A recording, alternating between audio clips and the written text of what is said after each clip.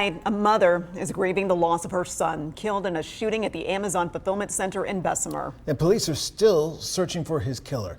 In a story you'll see first here on WVTM 13, Aaron Llewellyn spoke with her tonight. There are still some tough days ahead.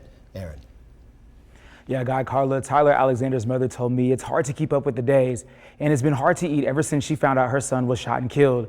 She said she hadn't seen him since he left for work on Sunday and was only able to identify him through a picture that the coroner showed her. Now she's fighting for justice and trying to keep a smile on her face, just like her son would have wanted her to. Sophie Brown is still waiting for her son to come home. I'm still looking for him. I'm still looking for my baby. I'm still looking for my son. The last time she saw her son, Tyler Alexander, was when he walked out the door on Sunday night. He hugged me before he went like he always, and I said, okay, I love you, see you later. But in her gut, she knew something didn't feel right. He came back. He said, Mom, I forgot my shoes. He left out the door. A few minutes later, 10 minutes, I said, Tyler, what you doing now? He said, Mama, I left my phone. He said, I don't know what I'm avoiding, but I'm avoiding something. Brown told me she always had her alarm set at 3:30 in the morning to make sure Alexander had something to eat when he got off after working 12 hours overnight. Most recently, it was the chicken and waffles and the Philly cheesesteak. I wanted to make sure he got home safely. If it was raining, I'd text him, hey, be careful, don't drive fast. After waking up to several missed calls and text messages from her daughter, I knew something had to be wrong.